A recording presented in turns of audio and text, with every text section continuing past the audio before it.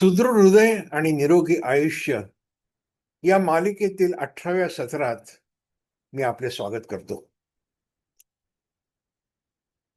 मी doctor Nilkanth Karandikar, पुण्यातील senior हृदयरोग तज्ञ आहे.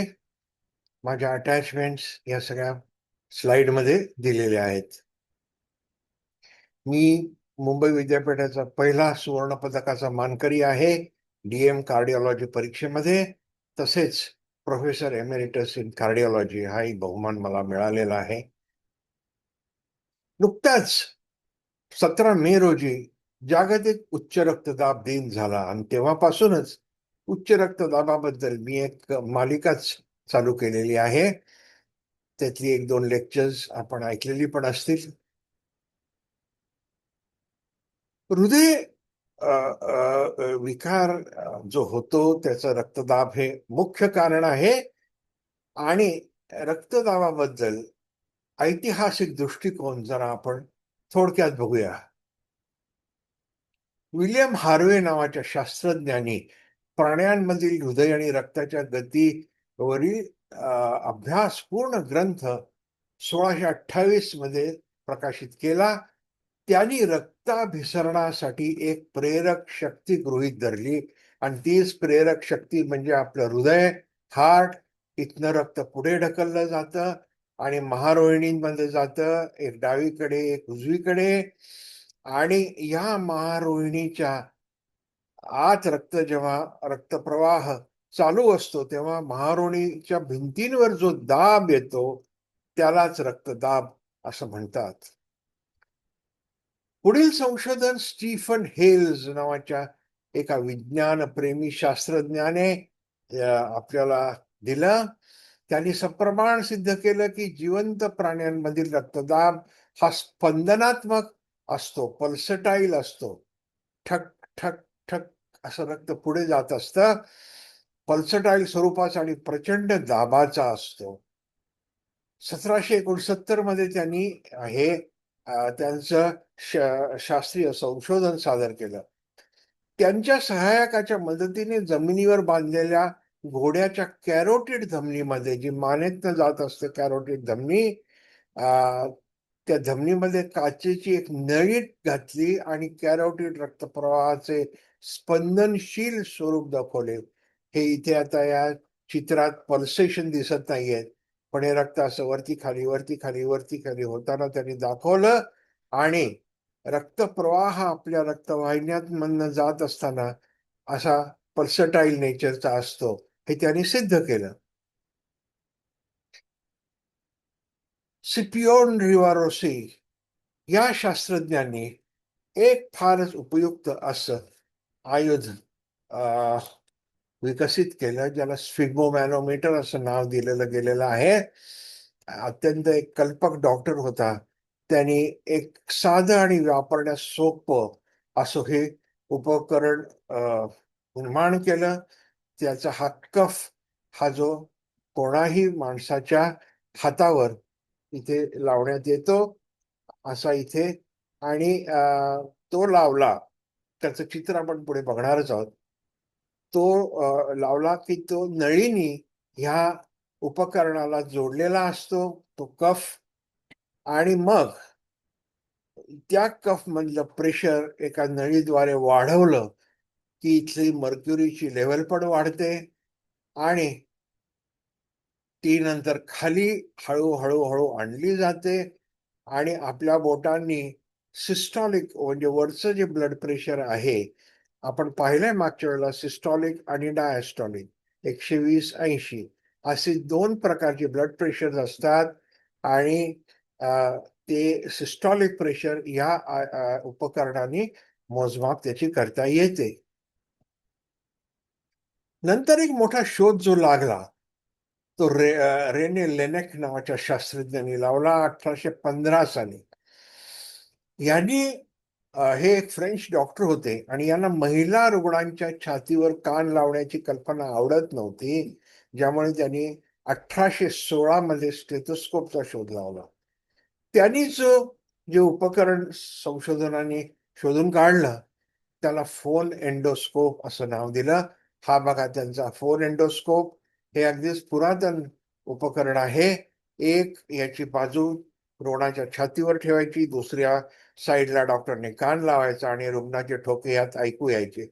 याचं हळूहळू रूपांतर आजच्या स्टेथोस्कोप मध्ये झालं.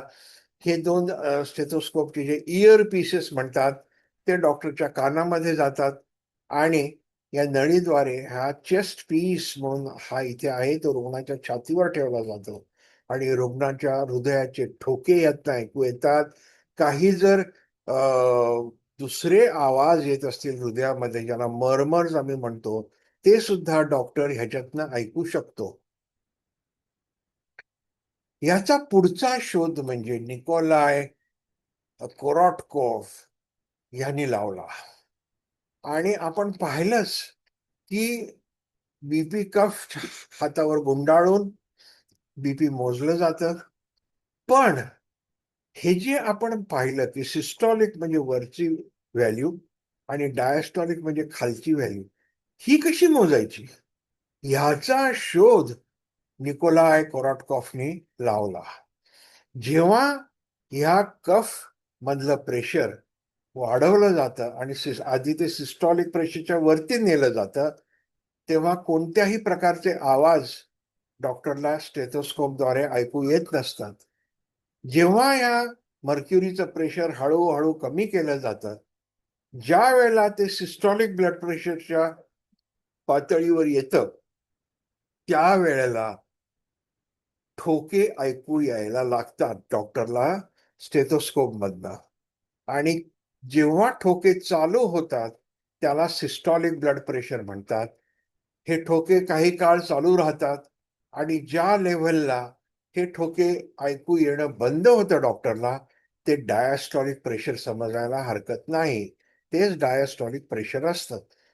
या चित्रात दाखवले की साधारण 115 या लेवलला हे ठोके चालू झाले, 80 या लेवलला हे ठोके थांबले, तेव्हा ह्या रुग्णाचं ब्लड प्रेशर 115/80, 115/80 एवढं याचं ब्लड प्रेशर समजायला हरकत नाही. अशा पद्धतीने गेल्या कित्येक दशकांमध्ये, सेंचुरीज मध्ये सुद्धा म्हणता येईल, हे संशोधन चालू आहे. आणि आज मी तिला आपण त्याचं ब्लड प्रेशर कोणाचंही उत्कृष्ट प्रकारे तपासू शकतो अगदी साध्या उपकरणाद्वारे. कोणी जर प्रश्न विचारला की जगातली सर्वात ॲक्युरेट किंवा अचूक पद्धत कोणती ब्लड प्रेशर तपासण्याची, तर रक्तवाहिनी धमनीत नळी टाकून डायरेक्टली प्रेशर मोजायचं. पण ही पद्धत वापरण्यात येत नाही सहजा. अत्यंत हॉस्पिटलमध्ये, इंटेन्सिव्ह केअरमध्ये खूप आजारी असलेल्या रुग्णांमध्ये कधी कधी वापरावी लागते, पण नाहीतर ही पद्धत वापरता येत नाही. वापरणं फारच त्रासदायक असतं पेशंटला सुद्धा. आणि त्यामुळे हे 3 प्रकारची ब्लड प्रेशर उपकरणं सध्या वापरात आहेत. सर्वात जुनं म्हणजे मर्क्युरी मॅनोमीटर, स्विग्मो मॅनोमीटर ज्याला म्हणतात. त्याच्यामध्ये हा इथे कफ आत ठेवलेला आहे, ही नळी आहे आणि हे मर्क्युरीचा कॉलम इथे दिसतो. त्याच्यानंतर आलं एनरॉइड नावाचं ब्लड प्रेशर इन्स्ट्रुमेंट. अनेक डॉक्टरांकडे तुम्ही हे पाहिलं असेल. हे बघा, हे गोल्ड एनरॉइड मशीन आहे आणि कफ मात्र तसाच आहे मर्क्युरी मॅनोमीटर सारखा. आणि लेटेस्ट म्हणजे इलेक्ट्रॉनिक मशीन झालेली आहे ब्लड प्रेशरची. हे इलेक्ट्रॉनिक मशीन हा ब्लड प्रेशर कफ आणि ह्याच्याद्वारे सुद्धा ब्लड प्रेशर तपासता येतं.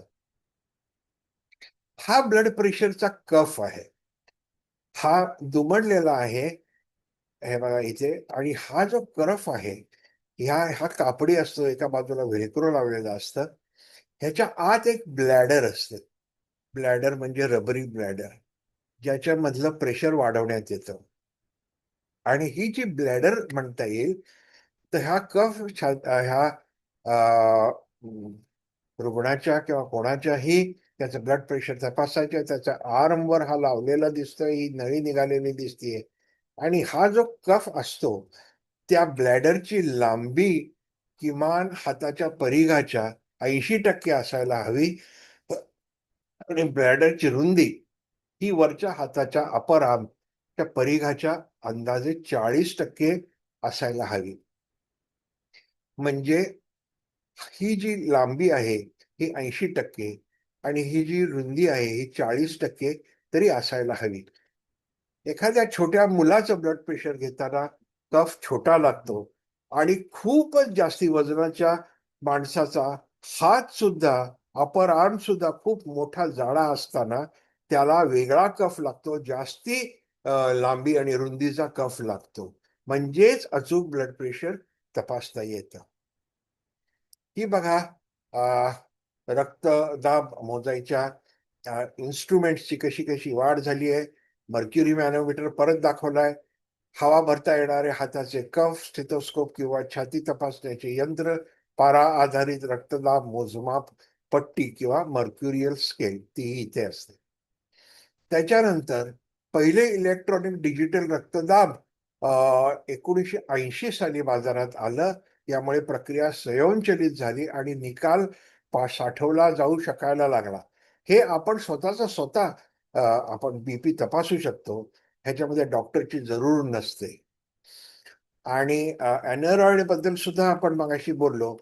याच्यात सुद्धा अॅनरॉइड मध्ये डॉक्टर लागतो ब्लड प्रेशर तपासायला, अॅनरॉइड आणि मर्क्युरीमध्ये. पण हे आपण बीपी तपासू शकतो.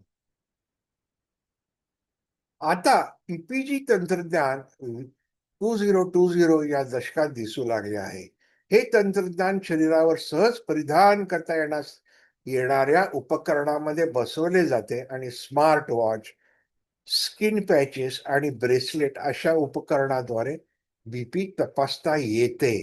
हे बघा, हे स्मार्ट वॉच आहे, फिनोमीटर, पोर्टा टेप्स वगैरे वगैरे इथे दाखवलेलं आहे. हे साधारणपणे अजून साधारणपणे वापरण्यात जास्ती येत नाहीत ही इन्स्ट्रुमेंट. पण ही उद्याची चाहूल आहे.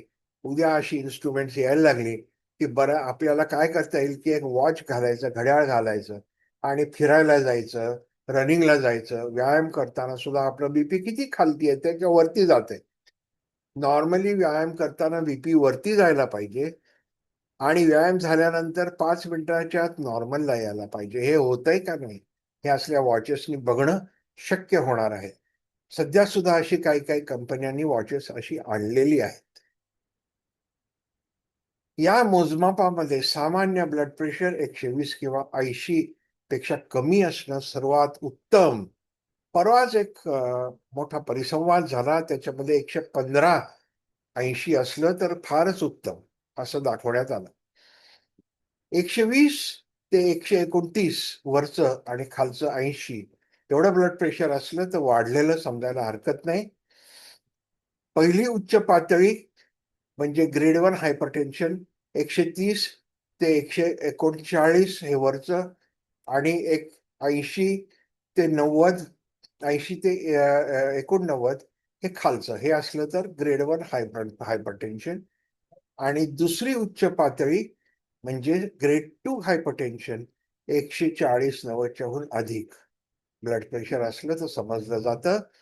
आणि उच्च रक्तदाबाची आणीबाणी कधी समजावी इमर्जन्सी तर 180-120 पेक्षा जास्त बीपी असलं तर त्याला ताबडतोब त्या रुग्णाला शक्यतो ऍडमिट करून त्याचा इलाज करणं अत्यंत आवश्यक. धन्यवाद. आजचा आपण हे सेशन अटेंड केल्याबद्दल. त्याच्यात आपण काही ऐतिहासिक गोष्टी पाहिल्या. रक्तदाबाचं मेजरमेंट जे आहे, मोजमाप आहे, ती कशी अस्तित्वात आली हे पाहिलं. त्याच्यानंतर रक्तदाब मोजायची वेगवेगळी उपकरणं कोणती आहेत त्याबद्दल पाहिलं. पुढच्या भागात नक्कीच भेटूया आणि अशीच माहिती घेत राहूया. माझ्या चॅनलला आपण सबस्क्राईब केलं असेल तर फारच चांगलं.